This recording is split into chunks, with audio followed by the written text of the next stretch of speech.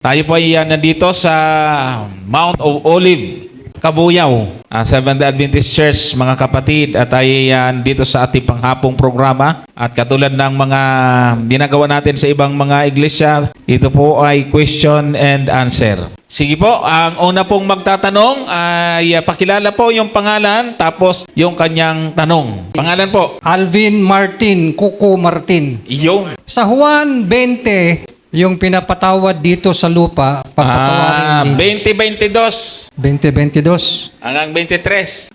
At nang masabi niya ito, sila ay hiningahan niya at nasa sa kanya 23 sinabi, tanggapin ninyo ang Espiritu Santo. Tapos? Tapos 23, sino mang inyong patawarin ng mga kasalanan ay ipinapatawad sa kanila. Sino mang hindi ninyo patawarin ng mga kasalanan ay hindi ipinapatawad. Now, ito yung ginagamit ng Roman Catholic Church ng mga pari na kaya mangumpisal ka para kung pinapatawad ka ng pari, papatawarin ka sa langit. So, ang tanong ko kung saan pwede nating ikapit yung talata na yan. Dalawa yung tanong ko, mamaya na yung sunod. Okay, unahan ko na po siguro ng maiksi, mga kapatid. Ito pong talatang ito, mga kapatid, ay kasi kung papansinin po ninyo, ang sabi ay nang masabi niya ito doon sa unang talata ay hiningahan niya at sa kanila sinabi, tanggapin ninyo ang Espiritu Santo. Ayan, di ba? At ang sumunod ay kung kanino man kayo'y magpatawad ng mga kasalanan ay ipatatawad sa kanila, at kung kanino man kayo'y hindi magpatawad ay hindi ipatatawad. Yung pong sagot natin dito, mga kapatid, ay hindi nangangahulugan ng mga alagad, pastor o sino mang leader ay mayroong kapangyarihan magpatawad ng kasalanan na hindi naman sa kanya nagkasala. Kasi pwede tayong magpatawad kung sa atin nagkasala. Pero kung halimbawa nagkasala kayo kay Brother Richard at sa akin kayo hingi ng tawad, sabihin ko, pinatawad na kayo, sa kanya kayo nagkasala, ay hindi po ganon ang itinuturo po dito. Sa Bible kasi, ay ang Diyos lamang ang may kakapangyarihan o may karapatang magpatawad. Sa Isaiah 43:25 muna, sa Old Testament muna tayo, sabi po dyan, ako nga ay siyang pumapawi ng iyong mga pagsalangsang alang-alang sa akin at hindi ko alalahanin inyong mga kasalanan. So yung pumapawi o nag-aalis ng kasalanan ay ang Diyos. Pagdating sa bagong tipan, ang sabi ng Marcos 2:7 ay ganito. Bakit nagsasalita ang taong ito ng ganito? Siya'y namumusong. Sino ang mga pagpapatawad ng mga kasalanan kundi isa ang Diyos lamang? Okay? Kaya ang ibig pong sabihin nito, mga kapatid, ay ito po'y authority na binigay sa mga alagad. At kung papansinin po ninyo, yung sa verse 22 kanina, ay ipinapakita po doon yung papel ng Espiritu Santo. Sabi po doon ay tanggapin ninyo ang Espiritu Santo. Ang ibig sabihin, ang kapatawaran ay hindi manggagaling sa tao kundi sa gawain ng banal na Espiritu Santo sa pamamagitan po ng pangangaral. Yan, pag nangaral, may magre-response, magre-repent, at yun ay udyok ng banal na Espiritu, mga kapatid. So, ito po ay pagpapatawad sa pamamagitan ng Ebanghelyo. Kasi nung tanggapin po nila yung pangakong Espiritu, nangaral sila. Dami pong mga nahikayat. Kaya ang ibig po sabihin, yung pagpapatawad ay nagiging parang silang may kagagawan, pero ang totoong nagpatawad talaga sa kanila ay ang Diyos. Kapag ipinangaral ang pabalita, yung mabuting balita ay tinatanggap ng mga tao si Kristo. At dahil doon mapapatawad ang kanilang kasalanan.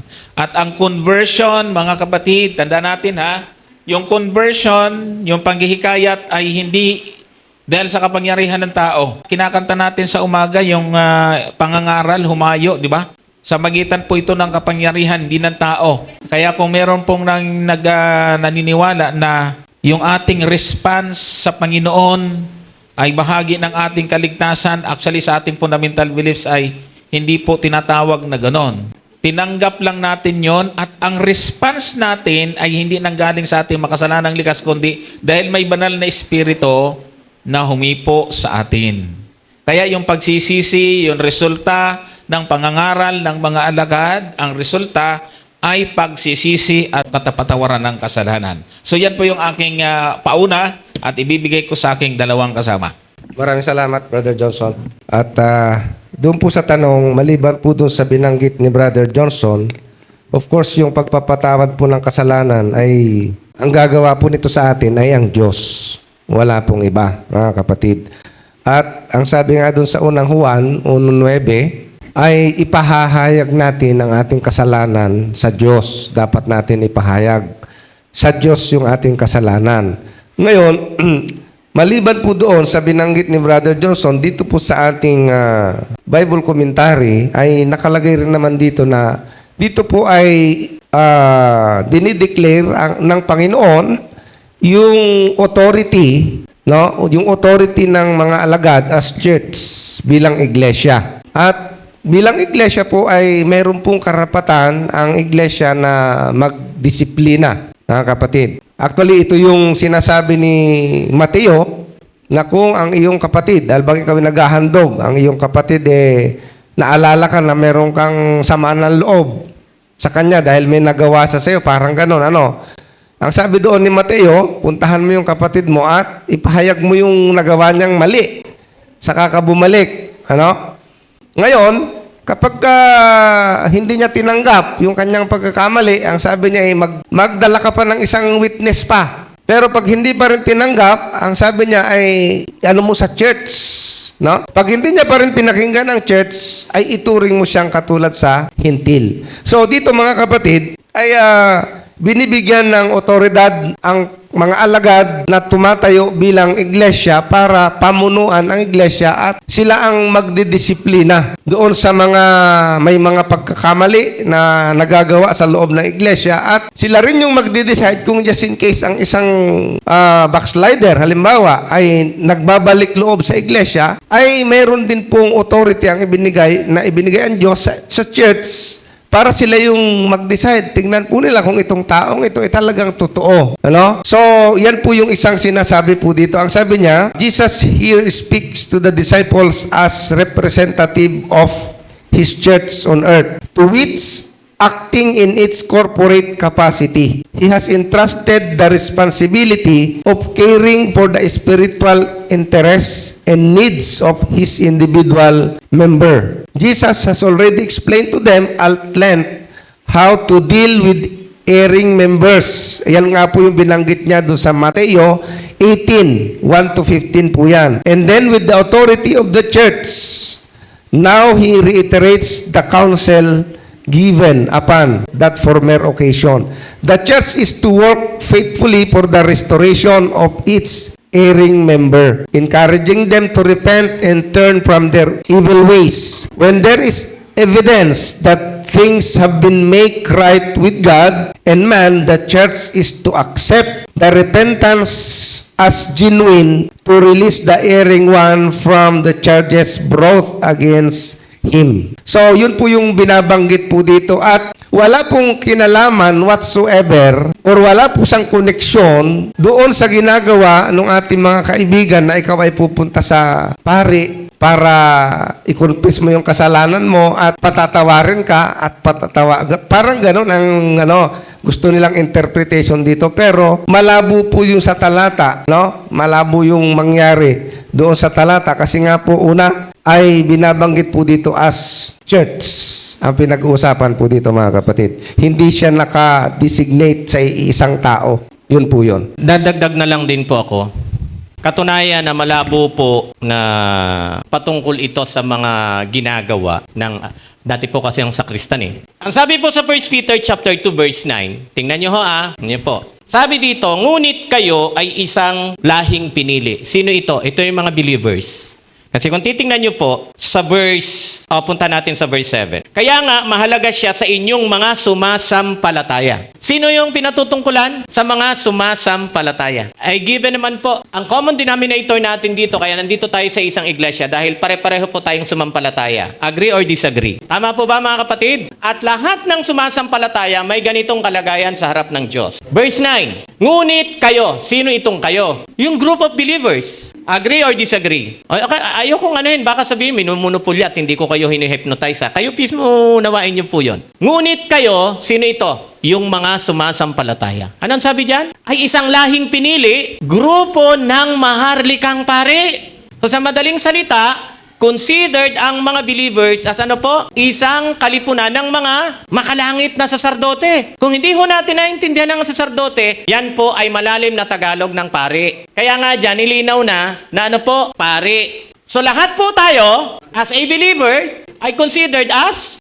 di kanya-kanya tayo ng confession hall ngayon. Kung tatangkilikin natin ang ano. Samantalang sa kanila, malayo ang application. Bakit? Hindi applicable ito sa lahat ng believers na Catholic. Meron lang talagang grupo na dapat pagkumpisalan. At syempre, sila yung mga pare.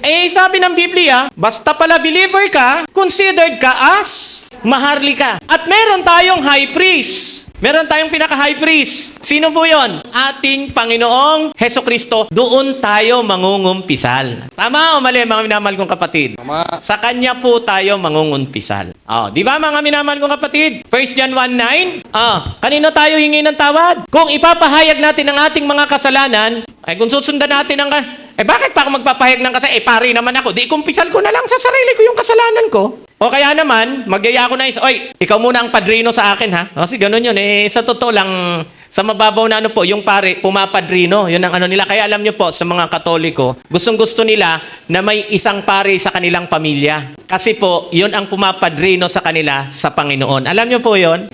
Now you know. So, yun po mga kapatid. Kung partikular na pagkapare ang pag-uusapan, lahat tayo. Paano yan? Paano ko kontrahin yun? Na lahat tayo pala considered as maharlika o makalangit na saserdote. Pero meron po tayong high priest at doon talaga tayo dapat mangungumpisal. Kanino po yon?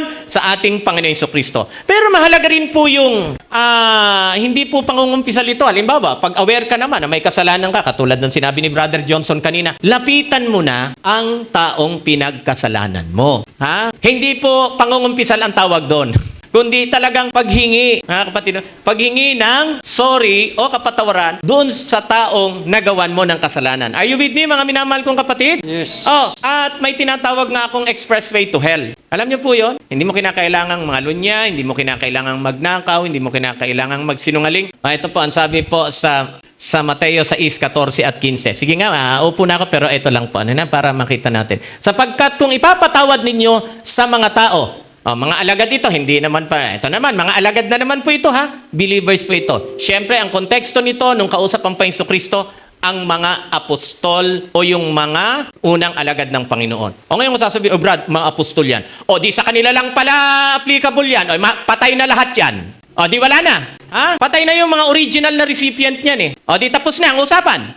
Pero kukunin mo ngayon ang ano dyan. Anong sabi po? Applicable ang extension ng application nito sa lahat ng believers sa lahat ng panahon. Agree po ba kayo mga kapatid? Sapagkat kung ipapatawad ninyo sa mga tao ang kanilang mga kasalanan, ay patatawarin naman kayo ng inyong Ama sa kalangitan. Verse 15. Dapat what kung hindi ninyo ipapatawad sa mga taong kanilang kasalanan, ay hindi rin kayo patatawarin ng Ama ng inyong mga kasalanan. Kumusta ka? Pag di ka pinatawad ng Diyos, saan mo iniisip na mapunta? Alangan langit ka. Hindi ka nga pinatawad Okay, ang tawag ko po dito, expressway to hell. Huwag ka lang magpatawad ng kasalanan ng iyong kapwa, hindi ka rin patatawarin ng Panginoon. Kung gusto mong patawarin ka ng Panginoon, sapagkat ang Diyos ay mapagpatawad, magpatawad ka rin. Mga minamahal kong kapatid, kaya ayan, maliwanag po na yung binabanggit na talatang yun na ina-apply nila, pinatutungkol nila sa grupo ng mga taong may karapatan lang. Ay hindi po, mga kapatid. Lahat po applicable basta mananampalataya ka. Okay. Satisfied? Salamat. Pangalawang tanong. Alin ba dito sa dalawang teksto ang pwede nating gamitin na seal of God? Ezekiel 20:20 or Ephesians 1:13-14? Kasi puro seal of God yan Kami na mga laiko, ang ginagamit namin palagi, Ezekiel 20:20. Meron palang Piso 1:13-14. Seal of God din yun. Alin ba ang pwede natin gamitin dyan? Thank you. Sige, magandang tanong po yun. Pareho natin basahin. Una, Ezekiel muna 20 yan. At inyong ipangilin ang aking mga sabat at mga magiging tanda sa akin at sa inyo upang inyong maalaman na ako ang Panginoon ninyong Diyos. Okay, so tinan nyo po ha. Ito, hindi natin to sinasabing mali. O, puntahan natin yung isa. Yung, tinatakan ng Espiritu. Sige.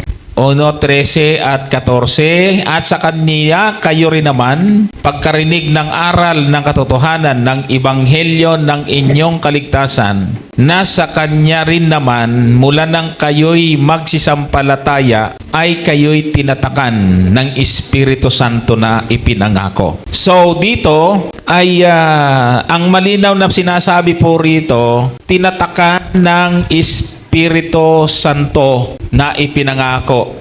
So, ang Espiritu Santo, ang nagtatak. Ang ibig po sabihin yan, kasi ganito mga kapatid. Sabi ko kanina, hindi naman natin tinatanggihan yung Ezekiel na ang Sabat ay tanda ng Diyos sa kanyang bayan. Maliwanag naman yon. Kaya lang, kung doon lang tayo nakafocus mga kapatid, ay papaano ngayon yung mga napakahigpit sa Sabat, hindi naman naniniwala kay Kristo. Yung mga Hudyo, di ba? So, may ibig pong sabihin, tinatingnan ko rito yung aking, may presentation po kasi ako niyan, yung tatak tungkol po sa, ayan. Tingnan niyo po mga kapatid anong ibig sabihin ng Efeso? Okay? So, ang sabi niya ay tinatakan ng Espiritu Santo na ipinangako. Tingnan niyo po yung verse 14. Ang sabi po dyan, na siyang patutuo sa ating mana hanggang sa ikatutubos ng sariling pag-aari ng Diyos sa ikapupuri ng kanyang kaluwalhatian. Napansin po ninyo yung sinasabi po ng talata. Okay? So, kailan nagkaroon ng tatak yung isang tao? Ito po ay matapos na makarinig ng pabalita. Tingnan po ninyo yung pong pagkarinig ng Ebanghelyo ng Kaligtasan ay tinatatakan tayo ng Espiritu Santo. Ano ang resulta ng mga natatakan ng Espiritu Santo? Ito. Ano po ang sabi po dito mga kapatid? Ito, 2 Korinto 5. Ngayon, siya na nagpapatibay sa amin kasama ninyo kay Kristo. At nagpahid sa atin ay ang Diyos na siyang nagtatak naman sa atin at nagbigay ng patutuo ng Espiritu sa ating mga puso. So, ibig sabihin, yung tatak ng Espiritu Santo, ito po ay ito po ang, actually sabi dyan, ang nagpahid po nito ay ang Diyos na siyang nagtatak naman sa atin at nagbigay ng patutuo ng Espiritu sa ating mga puso. Ibig sabihin, yung tinatakan ng Espiritu ay nababago ang buhay. Okay, so ito yung tatak ng Espiritu, mga kapatid. Ang nagtatak talaga dyan, sabi, ay ang Diyos. At ang na siyang nagtatak sa atin ng Espiritu Santo, nagbigay ng patutuo. Ibig sabihin, nagiging patutuo na nababago ang buhay ng isang tao. O ano ang resulta ng natatakan, mga kapatid? Sabi din, si Apostol Pablo din ito. Yung Galatia 5:22 at 23 ay binabanggit po doon yung bunga ng Espiritu, yung nakatanggap ng tatak ng Espiritu. Dapat ang bunga ng Espiritu ay pag-ibig, katuwaan, kapayapaan, pagpapahinuhod, kagandahang loob, kabutihan at pagtatapat. 23, kaamuan, pagpipigil laban sa mga gayong bagay ay walang kautusan. At kung titingnan natin yung verse 25, sabi po dyan, kung tayo'y nangabubuhay sa maitan ng Espiritu, ay mga gasilakad naman tayo ayon sa Espiritu Santo. So, ang Israel, ang binigyan ng tanda, binibigyan nilang halaga yung araw ng Sabat, mga kapatid. Sa ating panahon ngayon, wag natin sasabihin, ay ito yung tatak lang. Kasi paano ngayon yung mga Hudyo? Hindi naman tinanggap si Kristo. May tatak ba sila? Ay mahigpit sila sa Sabat. So, hindi po doon natatapos, mga kapatid. Kaya ang tinutukoy naman dito sa atin sa sulat ni Apostol Pablo, yung tinatakan ng Espiritu, hindi kinukontra yung Sabat, pero hindi lang yun. Kundi ang banal na Espiritu, pag tinanggap ng tao, nababago ang kanyang buhay. Okay? Patutuo na meron siyang tatak ng Espiritu. Tingnan nyo, ano po yung ginagawa ng pagbabago? Ikalawang Timoteo 2:19. Sabi po dyan, 2:19, gayon may ang matibay na pinagsasaligan ng Diyos ay nananatili na may tatak nito. Ano yon? Nakikilala ng Panginoon ang mga kanya at lumalayo sa kalikuan ang bawat isa na sumasambitla sa pangalan ng Panginoon. Ito yung sinasabing may tatak ng Espiritu, nagiging patutuo sa kanila. Bakit? Lumalayo na sa kalikuan, nababago yung buhay. Kaya nga, kahit nangingilin ka ng Sabat, hindi naman nabago ang buhay mo, ay hindi ka totoong may tatak. Ay, Sabat nila, di para lang doon sa mga Hudyo na hindi naman tumatanggap kay Kristo. Hindi po ibig sabihin ay sapat yun, mga kapatid. Dahil napakarami po ngayon ang tao na nangingilin ng Sabat, hindi naman nababago ang buhay. Kaya, sabi ko, magandang tanong yon dahil magkakampi yung dalawang iyon. Sige. Kung meron po kayong King James Version, ang ginagamit po nila, lalong-lalo na rin po itong nasa Ephesians chapter 4 verse 30. Dadandahanin po natin kasi medyo maano yung archaic na masyado yung King James Version 1611. Yan ha, sabi dito. And grieve not the Holy Spirit of God, whereby ye are sealed. Unti-unti natin pagtagalog ha. Huwag ninyong palulungkutin o pagdadalamhatiin ang banal na Espiritu ng Diyos. Kung saan sa Kanya kayo tinatakan. Hanggang kailan? Hanggang sa araw ng kaligtasan o pagkatubos. So minamahal, ang binabanggit naman dito na ang banal na Espiritu, ang siyang ano? Siya yung nagtatatak. Sa Kanya kayo, na ano po? Sa Kanya kayo natatakan. So dito naman, sealer naman ang ano? Sealer naman ang banal na Espiritu. Kaya ito yung sinasabi ng Biblia, parehong katotohanan po ito na hindi natin dapat pagkontrahin. Kasi yung nasa Ezekiel chapter 20 verses 12 and 20, kukontrahin po ba natin yon? Mismo ang Diyos ang nagsabi kay Ezekiel, ito'y aking tanda para sa aking bayan. Sino ka naman para kontrahin? Maliban na lang kalaban mo ang Diyos. Pero kung kakampi mo ang Diyos, talagang hindi mo kukontrahin yun. Tama po ba mga kapatid? At ito, hindi mo rin dapat kontrahin. At yung sinasabi ni Brother Johnson doon sa balik mo sa chapter 4 ng Ephesians, na talagang makikita mo kung sino yung may tatak ng banal na spirito, makikita talaga yung outcome sa buhay niya. Tingnan nyo ha. Iaano lang natin sa verse 28. Sa verse 28, tingnan nyo, yung talagang may tinatakan ng banal na spirito. Let him that stole steal no more.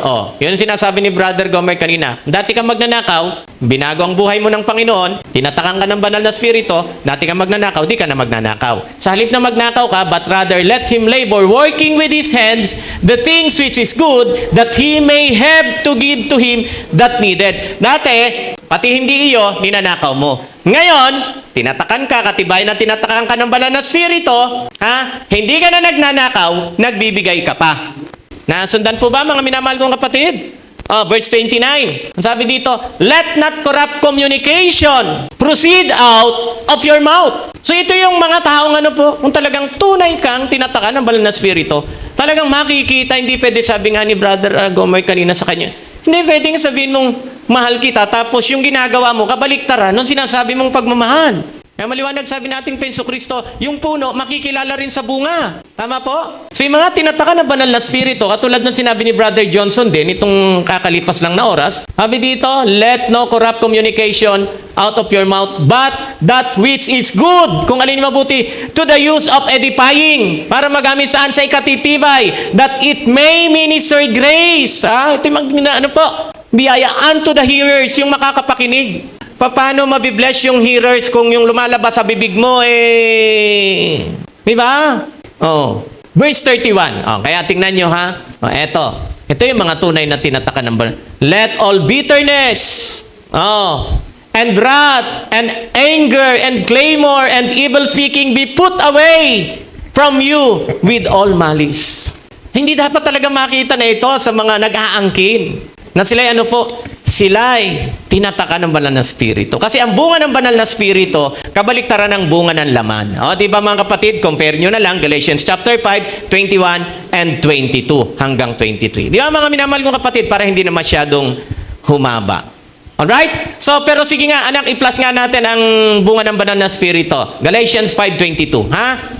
Para tingnan natin yung tunay na outcome ng isang taong totoong tinataka ng banal na spirito. But the fruit of the Spirit, love, dati hatred. O, doon ka magaling dati.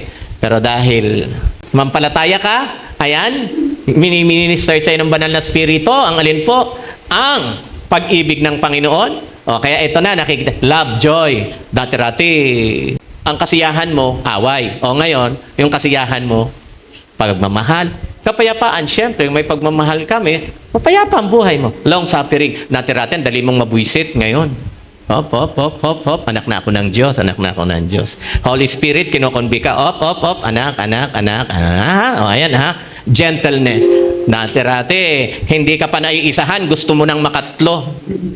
Oh, ngayon, ngabi yung pagpapaano mo, goodness, mabait ka na, faith, pananampalataya. Eh, mga kapatid, yan po ang ano po, yan po ang ebidensya na ikaw ay tinatakan o may tatak ng banal na spirito. Mga nakikita yung pagbabago sa ating buhay. Kaya, pareho pong katotohanan yan, di natin dapat pagkontrahin, kasi maliwanag nagpasikat ng araw na ang Sabat ay tinawag ng Diyos na kanyang tanda sa kanyang bayan. Yung nagtatatak naman, kasi hindi naman natin dapat, mga kapatid, hindi natin dapat i-interpret na literal na tatak na, parang lagyan ka ng stamp sa noo at sa, di ba? Tatak. Ibig sabihin, marka. Sa totoo lang, may nakita po ba kayo, liban sa mga hype ito, talagang minarkahan, ito, sa demonyo, markang demonyo, ito, marka ng, ni San Miguel, wala. Sa buhay. Di ba mga kapatid? Sa buhay, sa bunga ng ating buhay, nakikita kung yung ating claim ay makatotohanan o hindi. Katulad din ng sermon ni Brother Gomer kanina. Ha, mga minamahal kong kapatid? Kaya kung tayo po'y tunay na tinataka ng banal na spirito, makikita sa atin yung bunga na nagmumula sa banal na spirito. At Brother Johnson, Brother Gomer, panghuli na lang to, hindi po pwedeng, hindi tayo katulad ng sermon ni Brother Gomer kanina, hindi natin pinopromote dito na sundin mo sundin mong utos ng Diyos para maligtas ka. Pero kung ikaw ay tunay na nakaranas ng kaligtasan mula sa Panginoon, nako po kapatid, hindi mo po tatanggihang ipangilin ang araw ng Sabat. Na yan ay tinuturing na tanda ng Diyos para sa kanyang para sa kanyang bayan. Kaya wag po natin paglabanin, siguro ay mas pag-aralan na lang natin kung papaano sila i-harmonize sa halip na pagkokontrahin. Ito po ay parang confusion sa marami. Ano ba ang tatak? Sabat o Holy Spirit? Parang ganoon po yun mga kapatid. Ngayon, bakit po binabanggit sa Bible na sometimes ang Holy Spirit ay tatak ng Diyos? Una, ang banal na Espiritu po ay ipinangako ng Diyos. Ang sabi ng ating Panginoon, pag kayo umakyat sa langit, hindi ko kaiwanan, bababa ang Holy Spirit. Doon sa 7:39 ng Juan, ay ganito po yung ating mababasa. Itaas nga natin sa 38 para at least kung sumasampalataya sa akin, gaya ng sinasabi ng kasulatan, ay mula sa loob niya ay aagos ang mga ilog ng tubig na buhay. 39. Ngunit ito'y sinalita niya tungkol sa Espiritu na tatanggapin ng mga magsisisampalataya sa Kanya. So, ang ibig sabihin, nung tayo nagsisampalataya, tama yung Efeso 1:13. Na nung tayo sumampalataya, tinanggap natin ang Holy Spirit bilang tanda na talagang tayo ay sumampalataya sa ating Panginoon. Ngunit, doon sa talata na 4:30 ng Efeso, kung babalikan mo, dito ay iba na yung tema ng sinasabi ni Apostol Pablo. Sa 4:30, yung Espiritu na dito ang nagtatatak.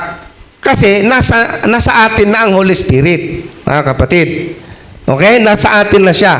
Ngayon, paano ba nagtatatak ang Holy Spirit? Okay? Doon po tingnan po ninyo mga kapatid, doon sa Hebreo 8, ang talata ay 10, ganito yung ating mababasa. sapagkat ito ang pakikipagtipang aking gagawin sa sangbahayan ni Israel. Pagkatapos ng mga araw na iyon, sinasabi ng Panginoon, ilalagay ko ang aking kautusan sa kanilang pag-iisip at sa kanilang mga puso'y aking isusulat ang mga ito. At ako'y magiging Diyos nila at sila'y magiging bayan ko. So maliwanag po dito na nababasa natin na yung kautusan isusulat. Tama? Ngayon ang tanong, sino ang magsusulat? Balikan po natin doon sa Old Testament, sa 31:18 ng Exodo. Pakinggan po ninyo. At kanyang ibinigay kay Moises pagkatapos na makipagsalitaan sa kanya sa ibabaw ng bundok na Sinai, ang 2 tapyas ng patutuo na mga tapyas na bato na sinulatan ng daliri ng Diyos. Okay? So ang nagsulat doon sa tapyas ng bato ng kautusan ay sino daw? Daliri ng Diyos. Ngayon, sino po yung daliri ng Diyos? Puntahan po natin ang Lucas 11:20. Itaas natin sa 19. At kung nagpapalabas ako ng mga demonyo sa pamamagitan ni Beelzebub, sa pamamagitan nino sila pinalalabas ng iyong mga anak. Kaya nga, sila ang inyong magiging mga hukom. Verse 20. Ngunit, kung sa pamamagitan ng daliri ng Diyos, nagpapalabas ako ng mga demonyo, dumating nga sa inyo ang kaharian ng Diyos. So kung titingnan niyo po yung tala ni Mateo, yan pong binabanggit dyan na daliri ng Diyos ay walang iba kundi ang banal na Espiritu. Sapagkat doon sa Mateo, ang sabi niya, kung ako ay nagpapalabas ng demonyo sa pamamagitan ng banal na Espiritu, ay dumating nga sa inyo ang kaharian ng Diyos. Ang sabi po doon sa 12. Puntahan niya po natin yung Mateo 12. Para makita na lang po ninyo na yung Holy Spirit po dyan na binabanggit ay yan nga po yung daliri ng Diyos.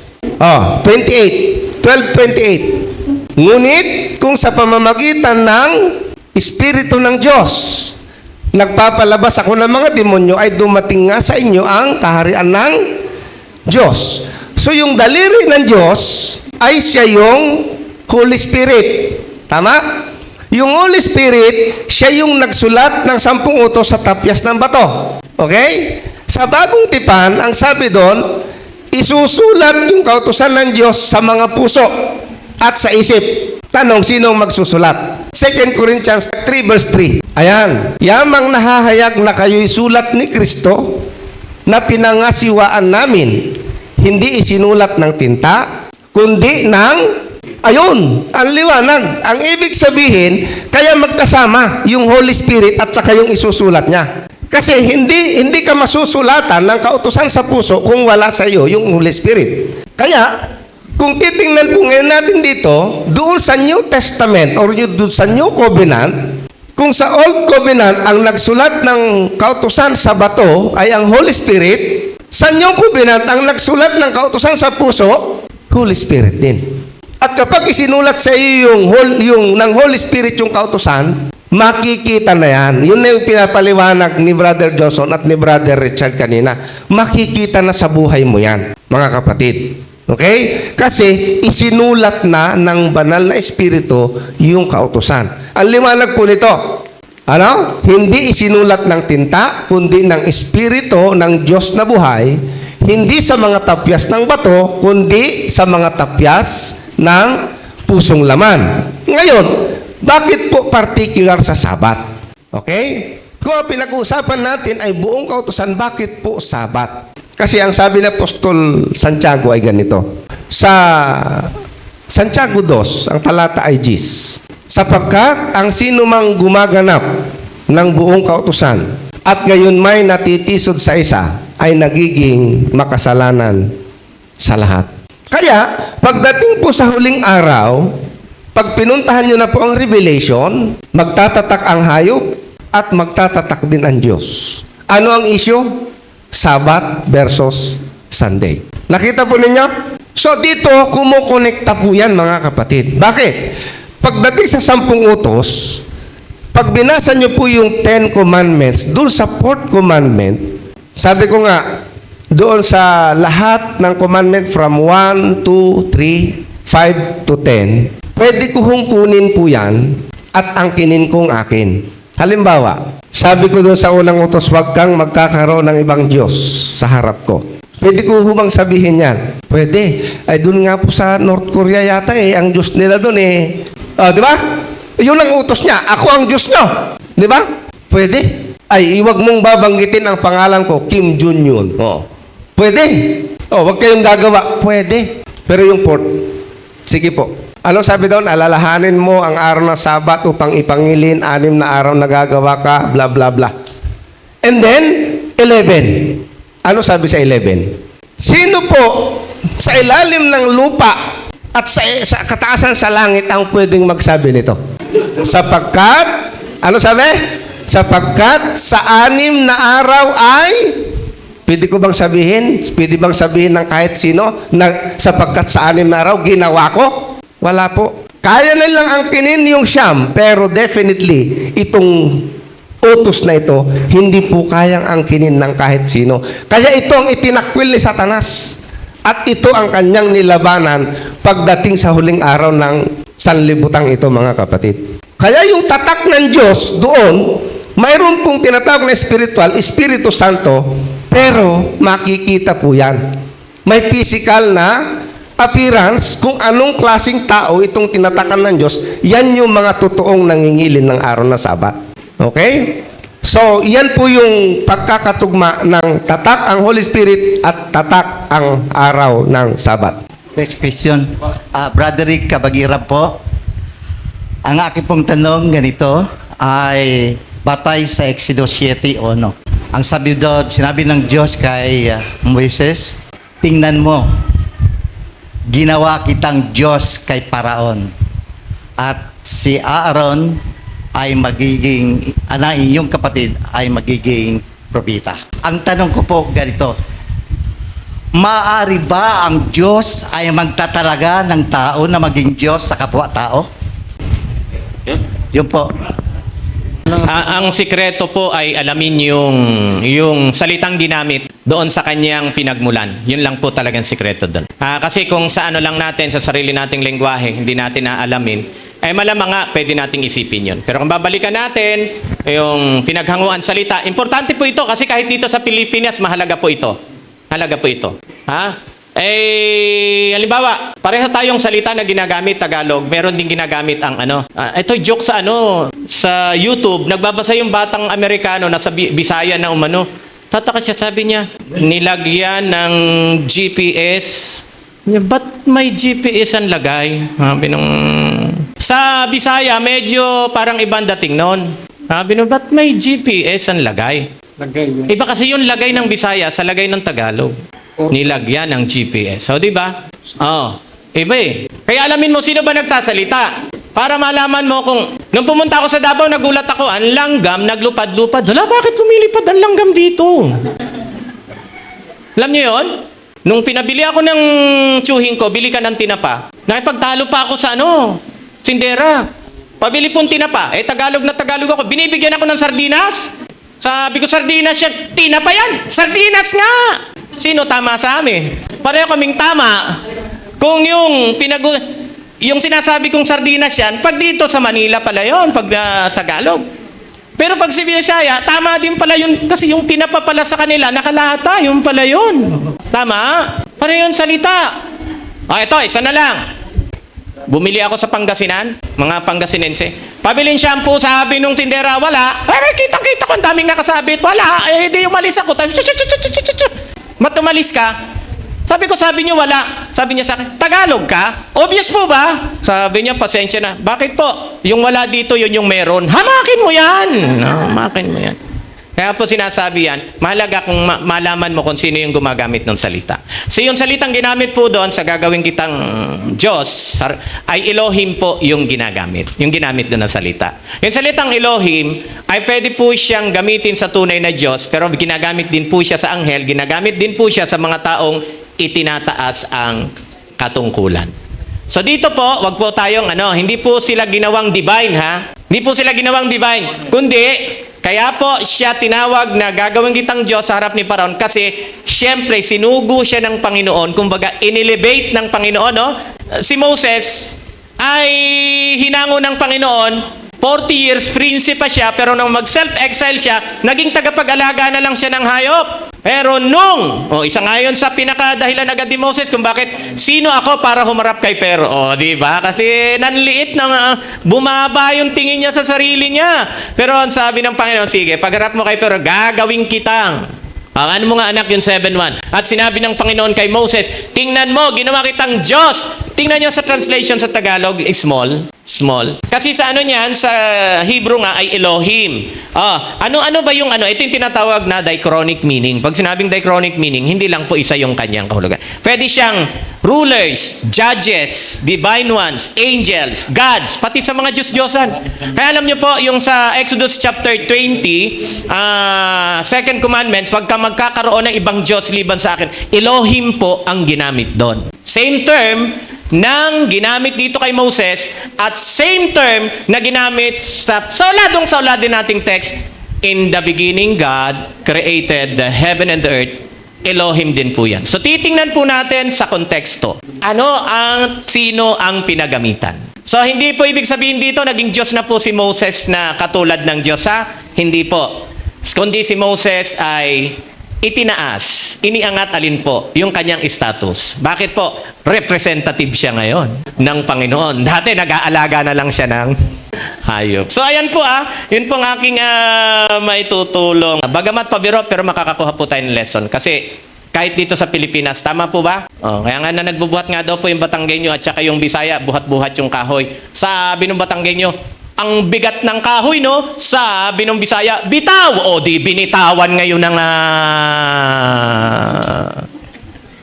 di na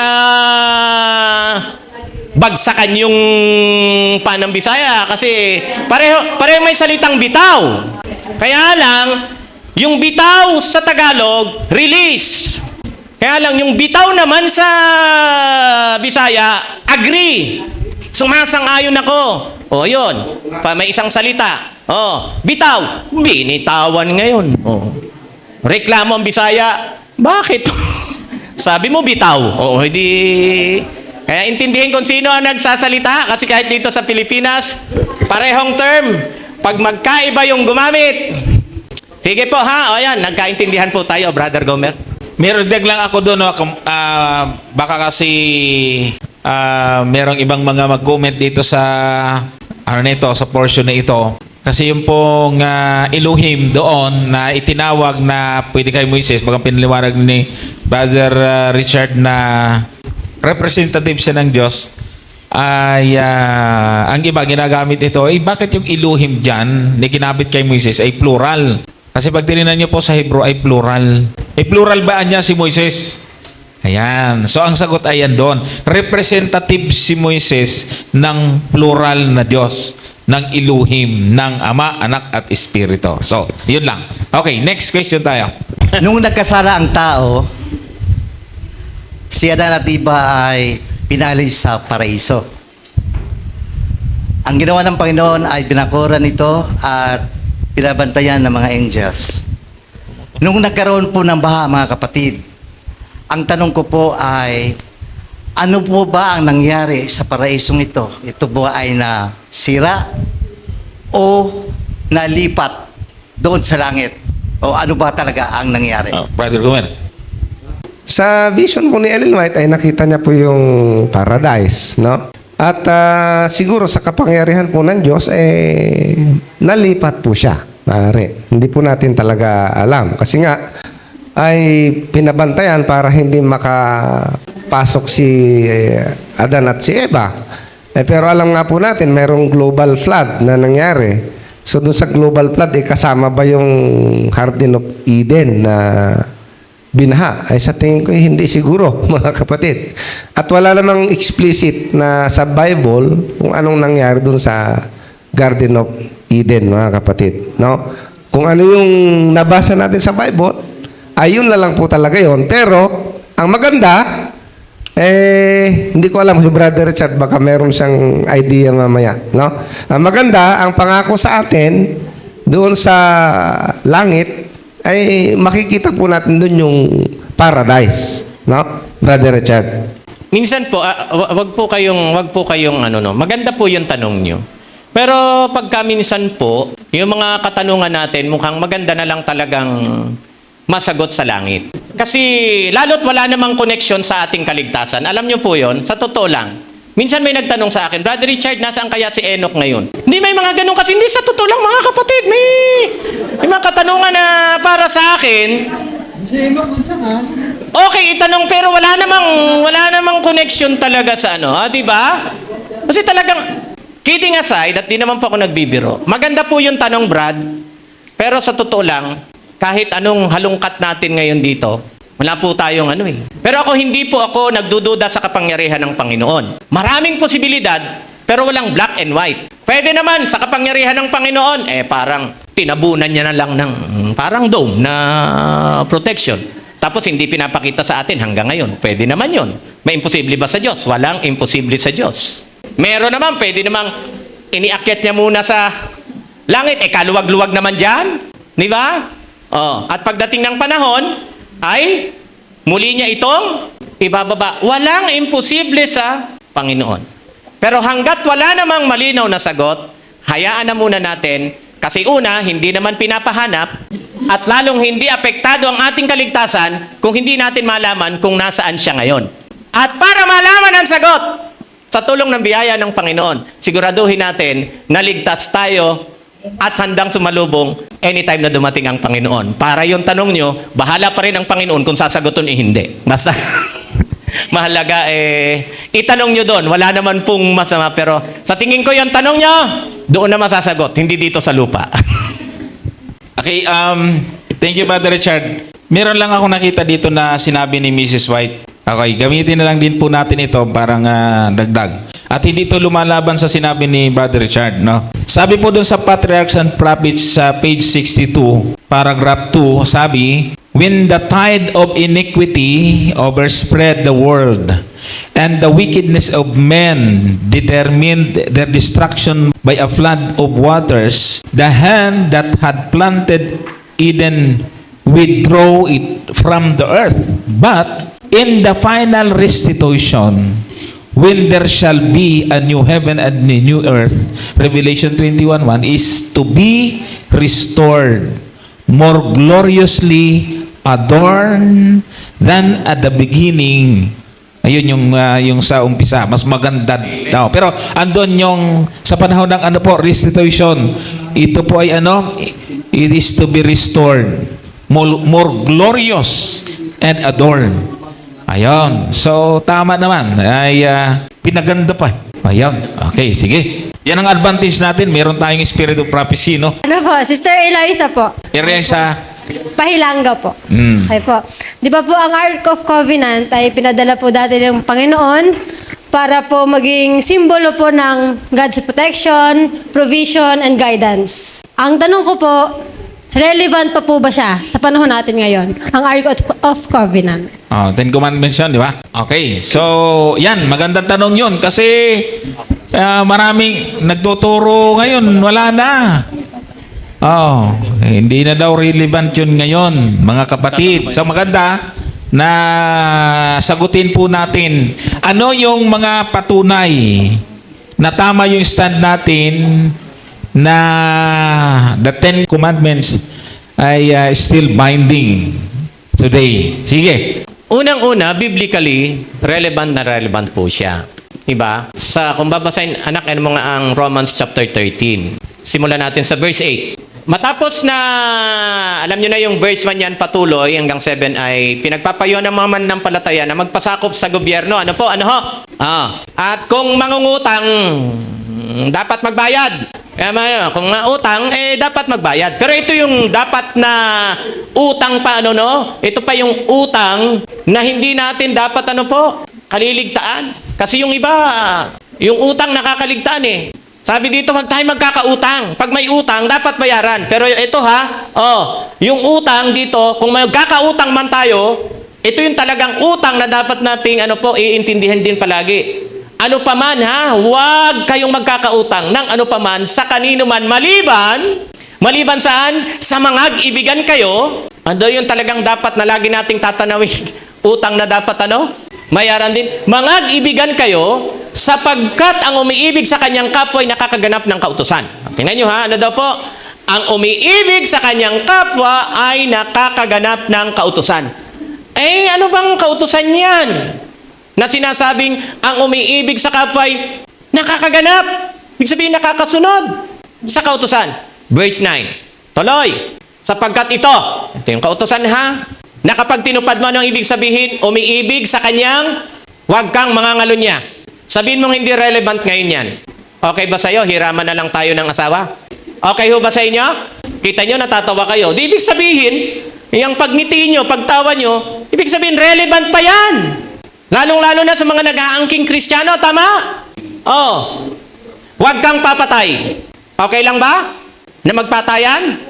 Tapos, pag pinatay ka mag-anak mo, ganun talaga life, okay lang. Di ba? Di ba? Ano pa? Huwag kang magnanakaw. Tingin nyo, relevant pa ngayon yan? Malaking kanuhan yan. Pag sinabi hindi relevant, kaya pag umaalis nga kayo ng bike, kinakandaduhan nyo eh. At pag ninakawang kayo, galit na galit kayo eh. Tama? Lalo na kayong magnanakaw, hindi nagpaalam na nanakawang ka. Ano pa? Huwag kang mananakim.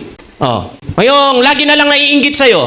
Nakapagpadagdag ka lang ng isang floor sa bahay mo, siguro nagtinda yan ng shabu. Hamakin mo yan. Hindi ba pwedeng nagsikap lang? Di ba? Sa halip na matuwa, patas naman yung buhay mo, tapos umasenso ka, naiinggit sa'yo.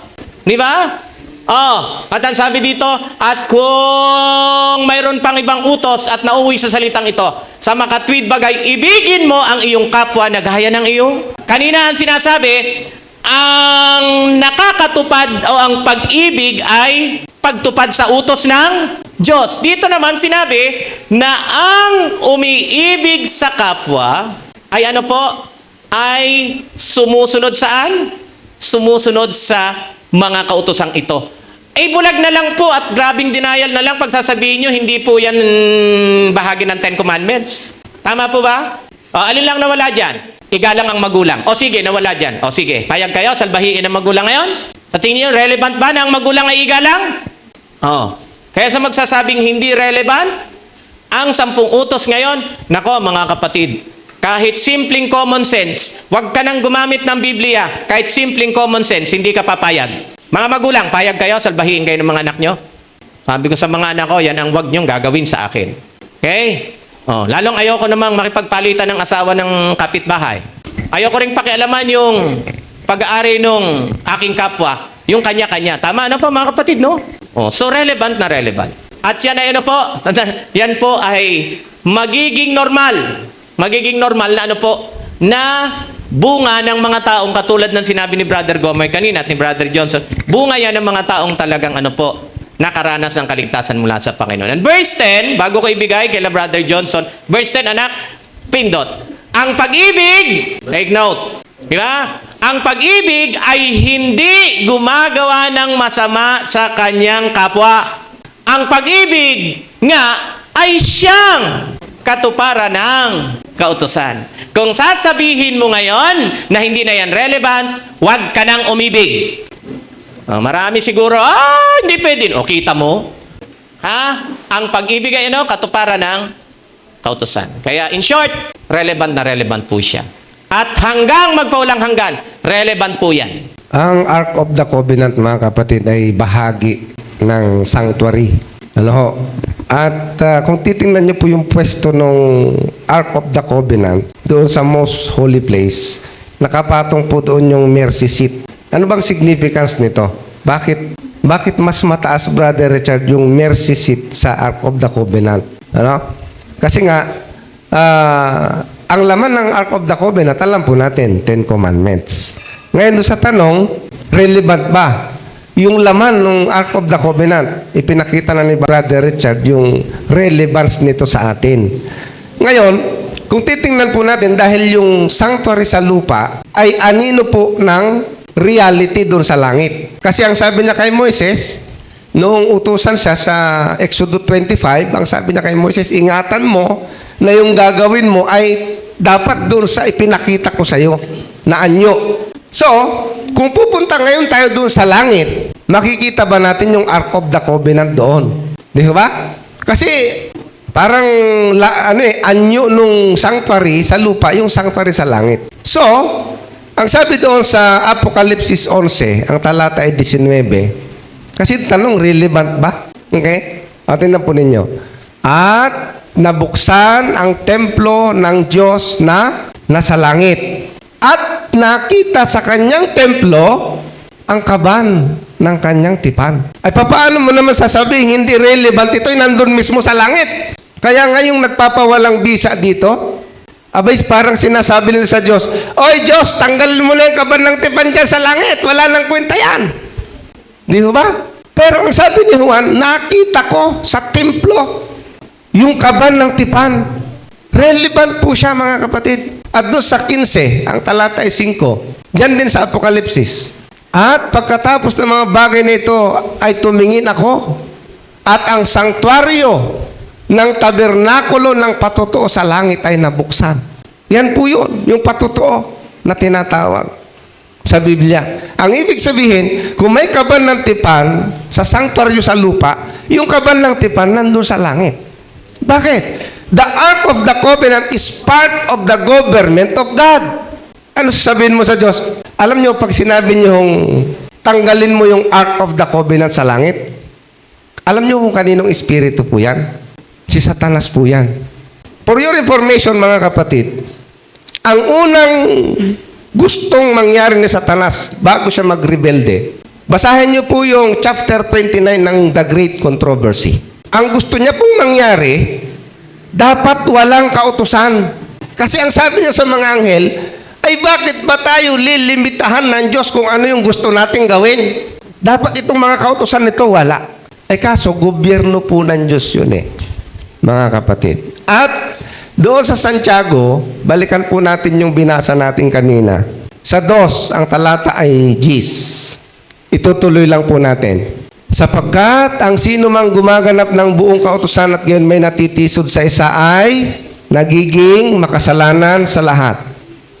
Ito po ay mahihirapan po yung mga ayaw sa kautusan. No? Bakit? Tuloy natin sa 11. O, ito po. Sapagkat ang nagsabi, huwag kang mangangalunya. Sino po ang nagsabi na huwag kang mangangalunya? Seventh-day Adventist ba? Nakita po ninyo?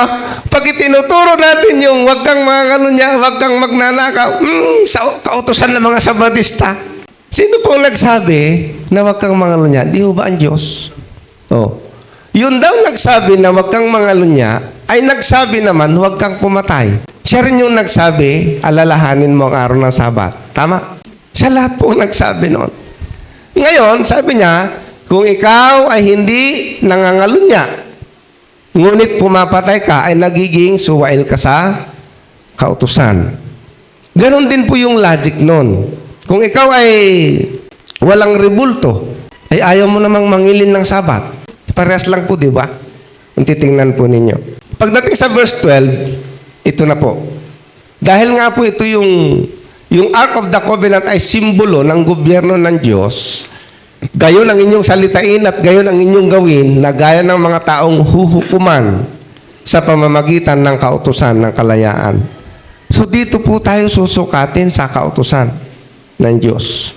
Kasi dito ho makikita yung taong may tunay na relasyon sa Diyos o wala.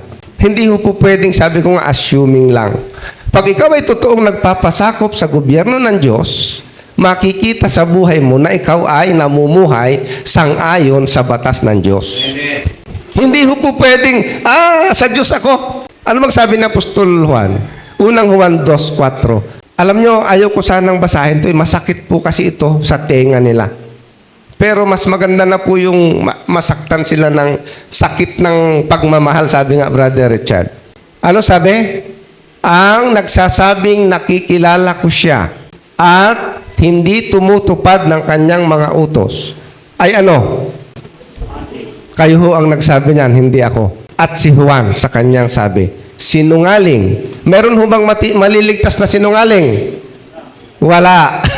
So maliwanag po yung relevance ng Ark of the Covenant kung nasaan nandun ang 10 utos ng Diyos. Brother Well Matira po. Ang tanong ko lang po ay, paano po natin makakasigurado na yung ating araw ng Sabat na ipinapangilin ay talagang yun yung Sabat na original mula sa creation sa panahong ito, dahil makatitiyak ba tayong walang alteration? Since yung ating mga calendar ay pabago-bago, yung ating una ay, kung di ako nagkakamali, ay Julian calendar ba yun? Then Gregorian, naging Gregorian. At alam po naman natin na yung Gregorian ay pare ang nag-originate nito. At ngayon, kung ating isi-search sa Google, yung pang-pitong araw ay Sunday na. Sangayon po sa ay sa parting Europa ay ito ay kanilang nagiging practice na yung 7th day ay Sunday, dahil ito ay yung isinet ng ating International Standard Organization o yung ISO. At ang isang tanong ko po dito ay, meron kasi mga bumabago na nakakausap na mali yung Julian calendar na nakabase sa solar calendar. Dapat ay lunar dahil ito ay mas original na talagang ginagamit. Isa yun, tanong ko nga sa kanila, sino paniniwala ko? Kasi ang kalimitang alam kong gumagamit ng lunar ay mga Muslim, di po ba? At ang Julian, ay yung ating solar calendar ay talagang mga hanggang ngayon, Israelites, gumagamit sila. Based dito sa ating Isaiah 66:23, ang sabi po dito, at mula sa bagong buwan hanggang sa isa pang bagong buwan, at mula sa isang Sabat hanggang sa isa pang Sabat, paroroon ang lahat ng laman upang sumamba sa harapan ng Panginoon. Which is minsan, nagbibigyan lang natin ng pansin dito ay about Sabat. Pero yung pagtungkol po doon sa mula sa bagong buwan hanggang sa isa pang bagong buwan, ay parang hindi masyado nabibigyan ng emphasis ang tungkol po dito. So ito po ba ay may kinalaman, kasi kung i-relate natin, ito ba ay may kinalaman sa lunar calendar na sinasabing from new moon to another new moon, ay ano po ba talaga? Para po natin matitiyak na, sabi ko nga ay, kung yung ating 7th day ngayon na Sabat ay hindi ito napalitan ever since from creation. Okay, magandang tanong to. Meron po kaming libro dyan na isa yan sa article na ginawa ko, yung A New Moon, yung lunar sa Batarian. So, ganito po mga kapatids, totoo na medyo hindi basta-bastang usapin. Kasi ngayon, meron po nagtuturo ng lunar sa Batarian na napakaganda ng kanilang mga presentation. Nakakalungkot nga na meron po akong mga kabataan na nakita minsan merong t-shirt ng The World Last Chance. Ano po yung, alam niyo po yung The World Last Chance na video sa YouTube? Ang gaganda ng kanilang mga interpretation sa prophecy. Pero sila po ay lunar sa Batarian. Pag sinabing lunar sa Batarian, ang kanila pong problema, ang kanila pong Sabat ay nakabase sa new moon. Meron akong kasing presentation, yung tungkol sa kalendaryo. Sasabihin ko na lang. Sige lang, hindi ko naman mapapakita pala rito. So ganito, ikwento ko na lang po mga kapatid. Ang mga nagtuturo ng lunar Sabbatarian, kasi pag binasa niyo po sa Old Testament, ay karamihan sa talata na may Sabat, may binabanggit pong bagong buwan. Ganito po, mga kapatid. Naalala ko, tinalakay namin ni Brother Richard kasama si Evangelist Dison, The Big Lie. Natama mo? Yan. Bakit the big lie? Kasi po, pagka binasa mo nga naman yung Bible, karamihan sa talata, pag Sabat, may bagong buwan.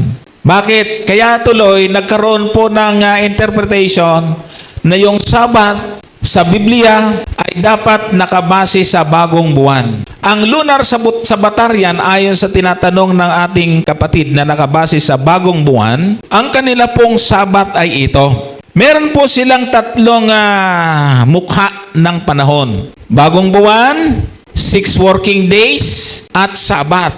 At yang tatlong yan ay hindi pwedeng mag-lapse. Nakabukod yung new moon, nakabukod yung 6 working days, at nakabukod doon ang Sabat. Ibig sabihin, ang Sabat ay hindi mismo yung new moon. At ang working days, wala doon yung Sabat. Therefore, ang Sabat, kasi kung bukod ang new moon, bukod ang 6 working days, bukod ang Sabat, ilang araw yon? 8. Tama? Kaya ang Sabat po nila ay tuwing ikawalong araw ng buwan. Ayan. Kaya yung Sabat ng mga lunar Sabatarian ay mangyayari 8, 15, 22, at 29 ng buwan. Ito po kaya sinasabi po the big lie, mga kapatid. Dahil nga dito maganda yung aking mga napagkakabanggit po dito. Dahil alam nyo, eto, mas madali tayong makuha ng kaaway dito. Bakit? Kasi sa lunar Sabatarian, mga kapatid, ay pwede mong malapastangan ang banal na Sabat. Bakit? Kasi sa creation, banal yung ikapitong araw. Sa lunar Sabatarian, malalapastangan nila yon, yung kabanalan, at magiging gagawin nilang banal yung hindi naman banal. Bakit? Ikawalong araw Ikawalong araw ng buwan. Tuwing ikawalong araw, sumunod na Sabat yan, magbibilang sila ng 7, ay ito'y 15. Kasi nga, may 3 phases of days, mga kapatid. New moon, 6 working days, at saka yung Sabat. Kaya, pagka tinuloy-tuloy po nila, nagbabago ang araw nila. Nag-iiba-iba, lalo na meron tayong, ang tawag natin dito sa buwan na 28, leap year. Nagbabago yan. Kaya ang ibig pong sabihin, mga kapatid, sa mga susunod na buwan ay hindi na po yun ang araw. Nagbabago. Therefore, napakadelikadong doktrina ito kasi ang Sabat na tinuro ng Panginoon hindi nakabase sa lunar. Bakit? Wala namang lunar sa creation. Lunar, pag sabihin, base sa buwan. Wala pa, days pa lang. Kaya solar. Okay? Kaya solar calendar siya based sa creation, hindi lunar.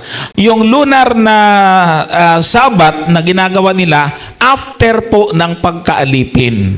Kasi sa unang bagong buwan ng taon, sa kailang araw ng ganitong buwan, ayan, lumitaw lang po yan after po ng pagkaalipin. Kaya yung lunar Sabatarian ay biktima ng pagkaalipin. Doon sila nag-base. Dapat nung hindi pa alipin, doon na sana sila nag-base.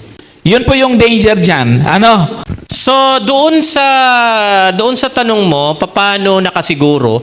Actually, paano tayo nakakasiguro na yung Sabado ngayon, ayun talaga yung Sabado since creation? Pag mga namimiloso po lang ang nagtatanong dyan, dinidiretso ko, wala kang duda sa linggo pag nagsisimba ka, yung Sabado ngayon tuloy namin, pagdududahan mo. Pagdududahan mo yung Sabado namin, kung siya pa talaga yung original Sabat mula ng creation, pagdudahan mo rin yung linggo mo kasi magkasunod lang yan. Di ba? Kasi ngayon naman, mostly mga Christians, first day, 7th day, yun lang naman halos ang naglalaban. Tama po mga kapatid? 7th day at first day. Kaya ganito kapatid, no? So kung duda ka sa aming Saturday, o yung Sabbath worship namin, o yung pangili namin ng araw ng Sabbath, dapat pagtudahan mo rin yung linggo kasi magkasunod yan.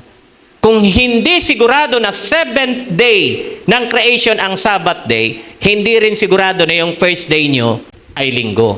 Kasi magkasunod yan. Nagka-problema ang Sabado namin, hindi pwedeng hindi kayo apektado. Apektado rin kayo kasi magkasunod lang yan. So ngayon kapatid, para actually, ito hindi natin kakampi ha. Kung hihingi ng talata, may mababasa ka ba na talagang yung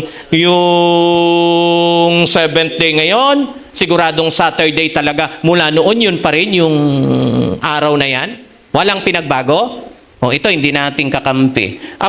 Simulan ko dito sa New Testament. Ito ay nasa John chapter 19. Ito na yung panahon ng crucifixion ng ating Panginoon. Easy English sa Bible ito ha. Ano ang sabi dito? Ito, verse 31. It was Friday. Naman, ang Friday naman, Biyernes natin ngayon yan sa Tagalog. Tama po? Ano yung it was Friday? It was Friday, the day when the Jews prepared themselves for the Sabbath day. And that Sabbath day was very important one. The Jews did not want the dead bodies to stay on the cross on the Sabbath day. So, pinag-uusapan dito kung anong araw napako ang Panginoon. Anong araw daw po? Araw ng Biyernes, at yun ay araw ng paghahanda para sa araw ng Sabat. Tapos, eto pa. Dito rin sa Easy English ang... ito rin yun, sa crucifixion ng ating Penso Kristo. Okay? Mark 15 verse 42. Sige, 15:42 ng Mark. Dito rin sa Easy English. It would soon be Friday evening. Crucifixion na naman po ito. It would soon Friday evening. The Jews were preparing for Saturday when they rested. So, hindi ko kakampi itong translator na to. Easy English Bible, maghanap po kayo ha. Hanapin niyo po yung kahit sa ano. Pwede niyo naman sa mga application ngayon no? Easy English Bible, hanapin niyo ang Mark 11:42. Again, it would soon be Friday evening. The Jews were preparing for Saturday when they rested. Again, konteksto nito, yung pagkapako ng Panginoon. Dahil yung sumunod na talata, sabi dito, amen, sa verse 43, a man called Joseph went to see Pilate. Joseph was from town called Arimathea. Alam na natin na ito yung humingi ng bangkay ng ating Panginoong Kristo. At anong araw ito? Sabi dito, it would soon be Friday evening kasi palapit na nga ang sunset. Eto Thought for thought translation ito. And sabi dito, the Jews were preparing for Saturday when they rested. So maliwanag, dalawang talatang ating binasa kanina, John 11:31. Ngayon, Mark chapter 15 verse 42. Punta tayo sa Old Testament kung may ganito ring katawagan, kapatid. Easy English pa rin, translation. Dito naman sa Leviticus chapter 23 verse 3. Pakita mo nga muna yung translation diyan, kapatid. Kahit anong translation, ang Leviticus chapter 23 verse 3. Ang sabi dito, mga kapatid, 6 days shall work be done, but on the 7th day is a Sabbath of a solemn rest. Maliwanag po yan. Dito, sa translation nitong Easy English, itong pagkasabi. There are 6 days when a person can work. The 7th day is Saturday. Maliwanag po itong mga binabanggit dito sa translation na ito.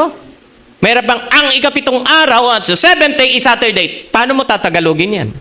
Ang ikapitong araw ay Sabado. A person must do not work on that day. It is a day when people meet together for worship. See? So, dyan sinabi, Sabat. 7th day. Ay, dito, niliwanag. Talagang, letra por letra binanggit. Anong araw yan? Saturday. Saturday. Kaya, kapatid, mga Bible translation, kumakampi sa ating, sa ating kasiguruhan, na itong ikapitong araw na ating ipinapangilin ngayon, ay walang pagdududa,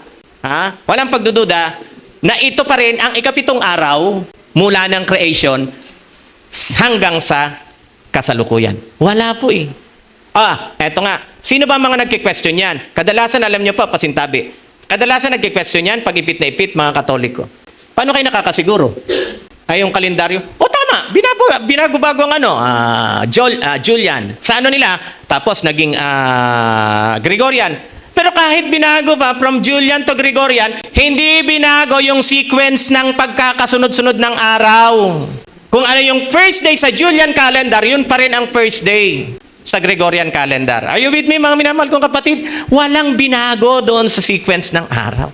Nagsisimula sa linggo, natatapos sa ikapito, which is araw ng Sabado. Kaya ako, as a believer, hindi ito palusot, Ako ay talagang sampalataya.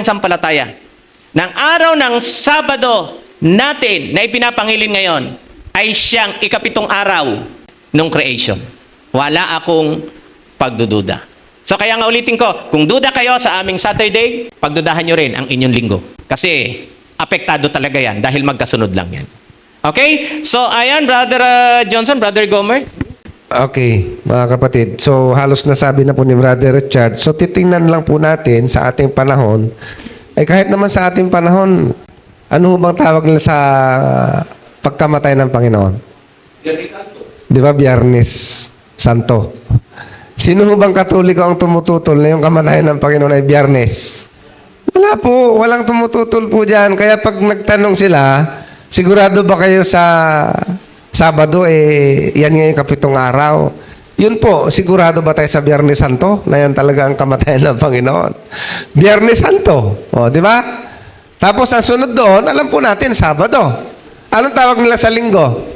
Linggo ng pagkabuhay. Itatanggi po ba ng Katoliko yan na ang linggo ay linggo ng pagkabuhay?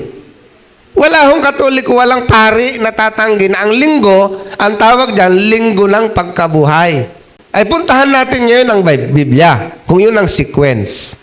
Lucas 23. Bisa na po natin sa 54 muna para isunod-sunod. Ayan. At nooy araw ng paghahanda, nalalapit na ang Sabat. Anong araw po namatay si Kristo? Biyernes Santo. Wala hong Katolikong tututol niyan. Okay? Ang sunod na araw sa Biyernes, Sabado. Tama, no? Ay, sinong tututol? Meron na ho bang nagtuturo? Ang sunod sa Biyernes, Huwebes? Wala naman. Sabado po talaga ang kasunod ng Biyernes. Kahit anong debate ang gawin natin.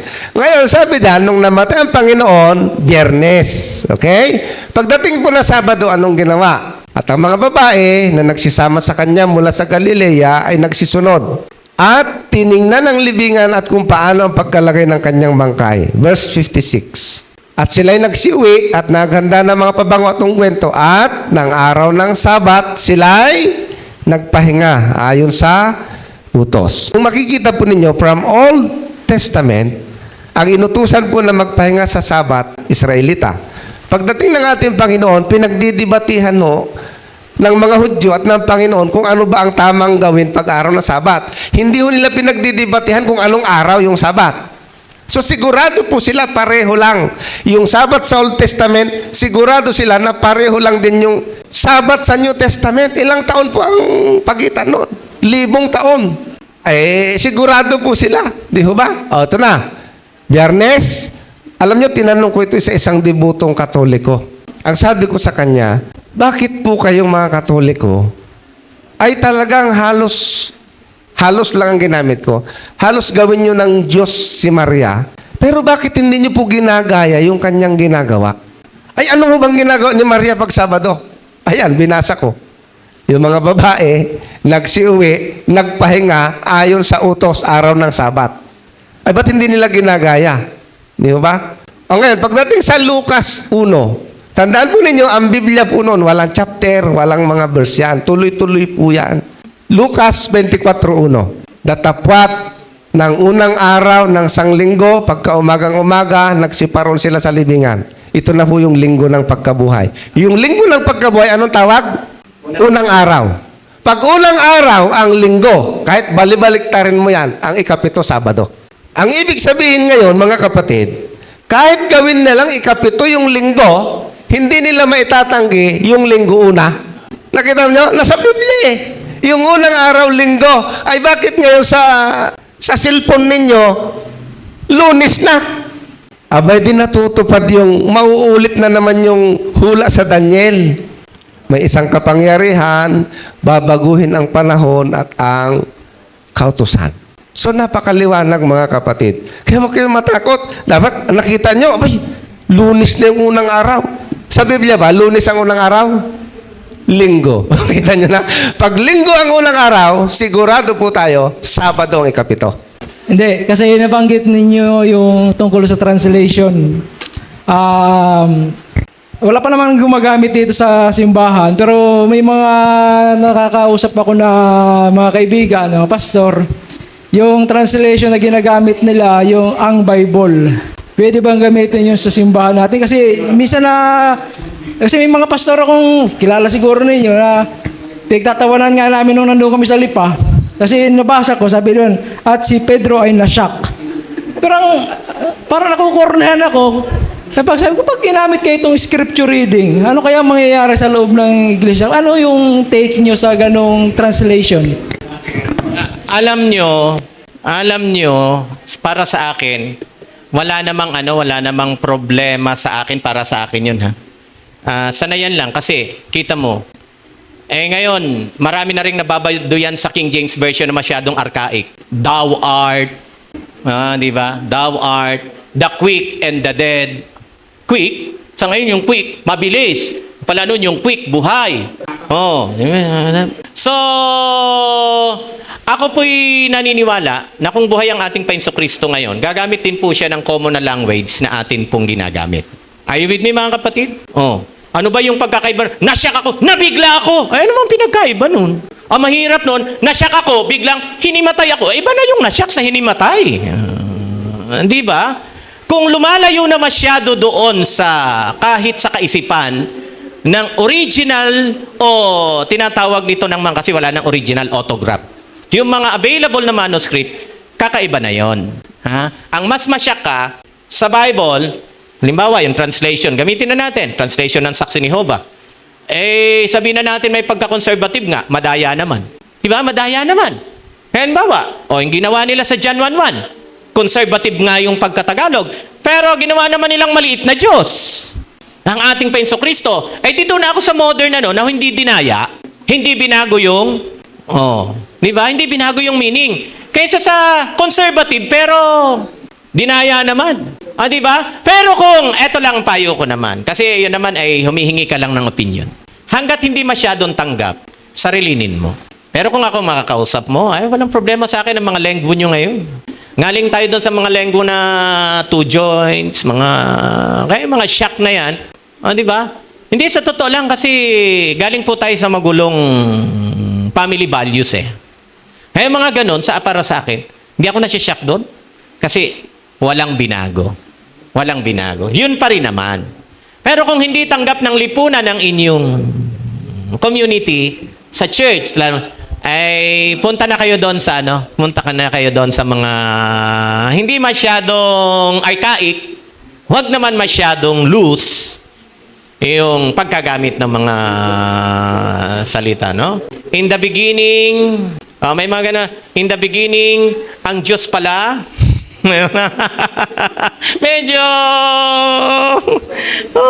medyo baka masyak nga yung mga kapatid. Pero ako personally, walang issue sa akin. Kaya lang, kung may mga matitisod, sabi nga ni Apostol Pablo, ito yung prinsipyo Ito yung prinsipyo, kapatid Ayong nasa 1 Corinthians chapter 8. Ang issue doon, pwede bang kainin yung mga inihain na malilinis na hayop na pero inihain sa mga Diyos-Diyosan? Pwede bang kainin o hindi? Sabi na Apostol Pablo, kung sa akin, yung mga Diyos-Diyosan walang kwenta yan. Walang kwenta yan, di ba? Prinsipyo walang kwenta yan. Kaya sa kanya, walang issue kung kumain siya ng karne na ini-offer sa Diyos-Diyosan. Pero kung may matitisod, ano mo nga anak, 1 Corinthians chapter 8. Verse 13. Ito yung doon na tayo sa dulo, no? Sabi niya, kaya kung ang pagkain ay nakapagpapatisod sa aking kapatid. Prinsipyo na ito, Kaya kung yung ganong version makakapag-shock at pagsisimulan ng pagtatalo kahit sa tingin mo walang mali. And sabi, si Apostol Pablo siyang nakitang masama na kumain ng malinis na karne na inandig sa Diyos-Diyosan. Pero kung makapagpapatisod, kailan may hindi ako kakain ng lamangkati? Kaya sabi niya, kung may matitisod, kailan may hindi ako kakain ng lamangkati upang ako'y huwag makapagpatisod sa aking kapatid. Kaya yung mga translation nyo, sige, balik na lang tayo doon sa basta wala lang matitisod. Kasi sa tingin ko talaga ngayon mukhang sa kabuuan, general perspective ng ating, mukhang hindi pa nila tanggap yan. Pero sa akin, tinignan ko, binabasa ko. Nothing to worry ako doon sa mga translation nila. Pero kahit kailan, hindi ko pa ginamit yung, meron ako sa bahay. Meron ako sa bahay. Actually, New Testament lang naman halos yung nila doon.